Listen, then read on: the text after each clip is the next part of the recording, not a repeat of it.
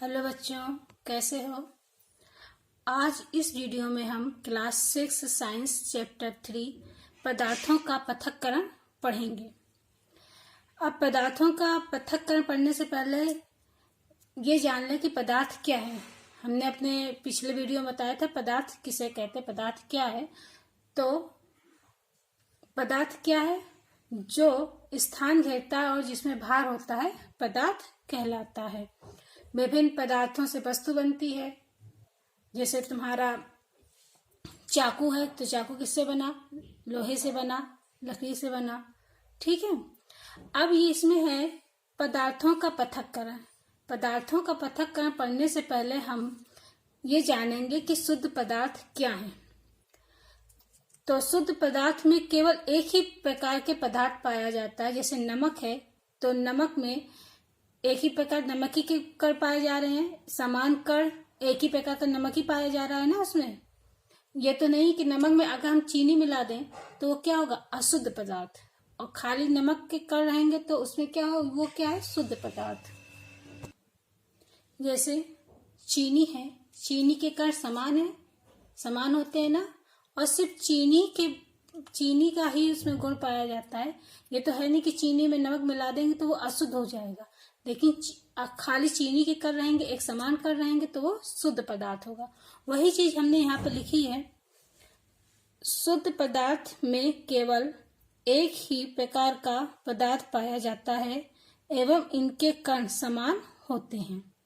जैसे उदाहरण के लिए लोहा, चांदी, तांबा, नमक, शक्कर आदि। ठीक है। अब इसके बाद हम पढ़ेंगे तत्व। तत्व को अंग्रेजी में एलिमेंट कहते हैं। स्पेलिंग है ELEMENT। ठीक है। तत्व किसे कहते हैं? तो पदार्थ का वह मूल रूप जिसे किसी भी क्रिया द्वारा अन्य सरल पदार्थों में विभाजित नहीं किया जा सकता है। पदार्थ का वह मूल रूप जिसे किसी भी क्रिया द्वारा अन्य सरल पदार्थों में विभाजित नहीं किया जा सकता है।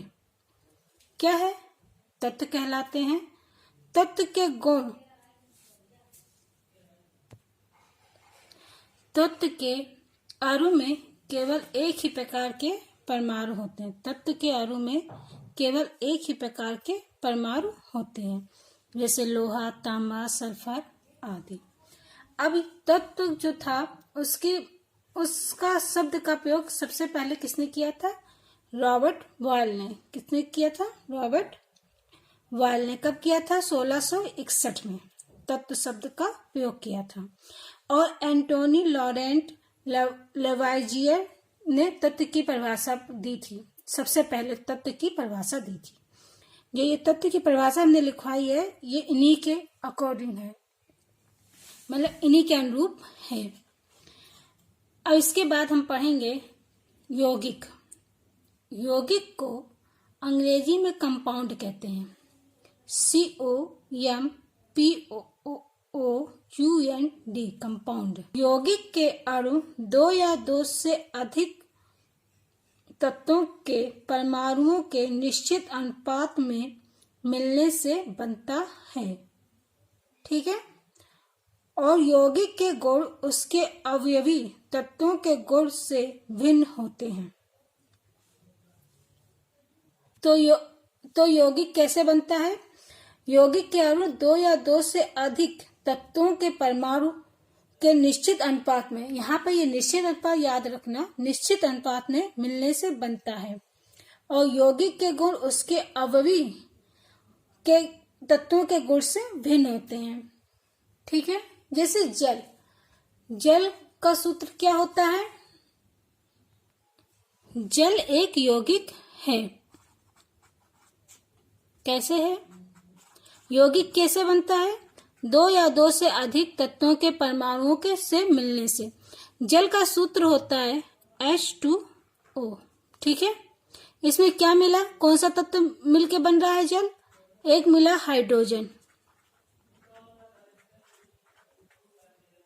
हाइड्रोजन। और दूसरा क्या है? ऑक्सीजन।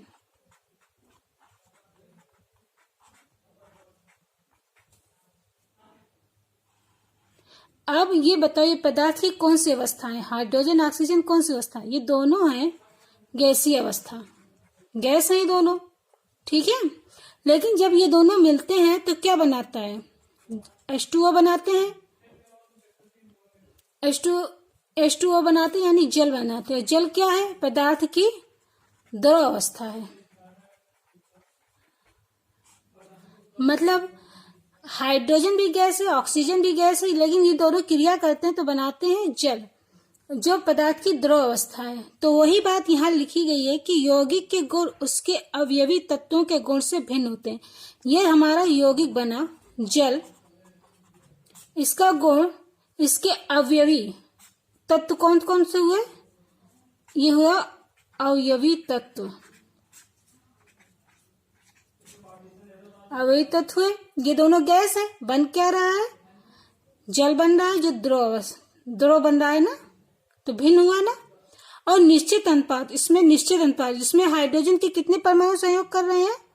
2, और ऑक्सीजन का 1, ठीक है। तो ये बना,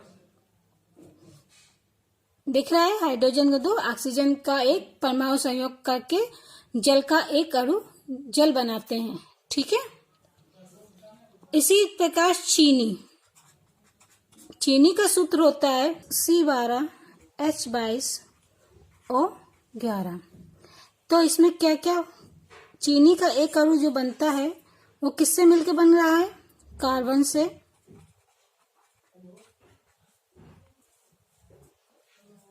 कार्बन से, हाइड्रोजन से और ऑक्सीजन से। लेकिन इसमें क्या है? हाइड्रोजन और ऑक्सीजन तो गैस हैं, और कार्बन क्या है? एक ठोस पदार्थ है। इसके गुण और इसके गुण अलग अलग हैं, लेकिन ये तीनों क्रिया करके क्या बना रहे हैं? चीनी का 1 अणु बना रहे हैं, ठीक है। इसके अवयवी तत्व हैं, इनका गुण, और जो ये चीनी है, चीनी साथ में मीठी होती है, इनका गुण अलग अलग है ना। तो वही चीज है कि यौगिक में 2 या 2 से अधिक तत्व के परमाणु एक निश्चित अनुपात में संयोग करके यौगिक का निर्माण करते हैं, और यौगिक का गुण उसके अवयवी तत्वों से भिन्न होता है, ठीक है। अब अगला टॉपिक है मिश्रण, ठीक है। अब मिश्रण के बारे में पढ़ेंगे हम। ऐसे पदार्थ जिनमें 2 या 2 से अधिक तत्व या यौगिक अनिश्चित अनुपात में मिले रहते हैं, मिश्रण या मिक्सचर कहलाते हैं। यौगिक में क्या था? यौगिक में था निश्चित अनुपात, यौगिक में था निश्चित अनुपात, और इसमें क्या है? अनिश्चित अनुपात। यानी ऐसे पदार्थ जिसमें 2 या 2 से अधिक तत्व या यौगिक अनिश्चित अनुपात में मिले हों, वो क्या है? मिक्सचर कहलाता है या मिश्रण कहलाता है। अब मिश्रण में उनके अवयवी तत्वों या यौगिक के गुण विद्यमान रहते हैं। मिश्रण में क्या है? उसके अवयवी तत्व या यौगिक के गुण उसमें विद्यमान रहेंगे, लेकिन यौगिक में विद्यमान नहीं रहते, वो अपने अवयवी तत्वों से एकदम विपरीत होता है, अपोजिट होता है, ठीक है। अब जैसे मिश्रण में देखो, शरबत, वायु, आइसक्रीम, समुद्री जल। शरबत में हम क्या करते हैं? शरबत में हम चीनी मिलाते हैं, पानी रहता है, चीनी मिलाते हैं, नींबू मिलाते हैं। जब शरबत बनता है तो नींबू का खट्टापन भी शरबत में रहता है और चीनी का मीठापन भी। तो इसके जो हमने तत्व मिलाए, उसमें यौगिक मिलाए, उसका क्या कहते हैं, गुण उसमें शरबत में विद्यमान रहा ना। जैसे वायु किससे बनी है? गैसों से बनी है। Oxygen, carbon dioxide, nitrogen, hydrogen आदि गैसों से मिली है। और देखो तो जो गैसों का गुण है वो वायु में विद्यमान रहता है। आइसक्रीम दूध से बनी होती है, उसमें चीनी डाली जाती है। तो जो दूध का स्वाद होता है, जो चीनी का स्वाद होता है, वो आइसक्रीम में होता है कि नहीं होता? ऐसे तुम्हारे आसपास कई मिश्रण में मिल जाएंगे उदाहरण के तौर पे। और जैसे घर में तुम लोग चाय बनाते हो, चाय भी क्या है, एक मिश्रण ही है। क्योंकि चाय में तुम लोग क्या डालते हो, पानी होता है, चाय पत्ती होती है, दूध होता है, चीनी होती है, और उसमें स्वाद सबका रहता है। चीनी का मीठापन रहता है, दूध का भी स्वाद रहता है उसमें, और चाय पत्ती का भी स्वाद रहता है। उसी तरह से और बताओ, जैसे खिचड़ी हुई, बेसन के लड्डू हुए, सोडा वाटर हुआ, ये सब क्या है, मिश्रण है। तो मिश्रण क्या है, ऐसे पदार्थ जिसमें दो या दो से अधिक तत्व या यौगिक अनिश्चित अनुपात में मिले रहते हैं, मिश्रण कहलाते हैं। और मिश्रण में उसके अवयवी तत्वों का गुण विद्यमान रहता है। ये यौगिक मिश्रण, इनको याद कर लेना। ये तुम्हें 7 कक्षा 7 में, 8 में, 9 में, 10 में, मतलब हमेशा एक बार याद करोगे तो हमेशा तुम लोग के काम आएगा। ठीक है। अब मिश्रण के प्रकार, मिश्रण कितने प्रकार के होते हैं, 2 प्रकार के। नंबर 1 समांगी मिश्रण, दूसरा विषमांगी मिश्रण। तो सबसे पहले हम समांगी मिश्रण के बारे में पढ़ेंगे। समांगी जैसे नाम ही से है समांगी, तो ऐसे मिश्रण जिसमें 2 या 2 से अधिक अवयव उपस्थित रहते हैं, किंतु उन्हें अलग नहीं किया जा सकता, अलग देखा नहीं जा सकता है। अब तुम बताओ कैसे, ऐसा क्या हो सकता है। जैसे हम पानी में चीनी को घोलते हैं तो क्या होता है, चीनी हमें दिखाई देती है, नहीं दिखाई देती है।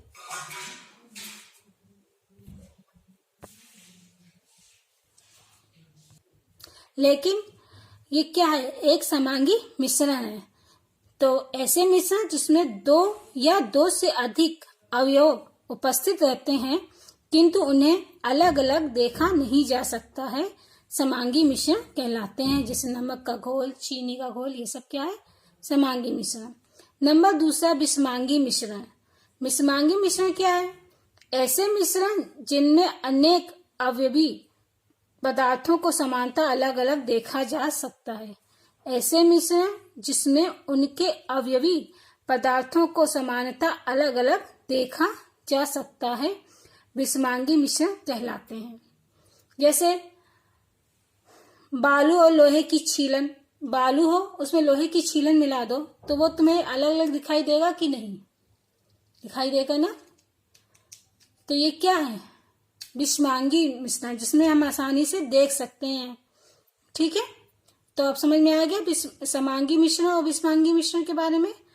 अब इसके बाद हम पढ़ेंगे पृथक्करण की विधियां। मतलब हम पृथक्करण बता एक ऐसे पदार्थ जिससे उसके अवांछनीय चीजों को, अवांछनीय कणों को अलग करना क्या कहलाता है, पृथक्करण कहलाता है। पृथक्करण एक प्रकार की प्रक्रिया है जिसमें मिश्रण के एक घटक के उस गुण का उपयोग किया जाता है जो दूसरे घटक में ना हो। ठीक है, इसको हम पृथक्करण की क्रिया कहते हैं।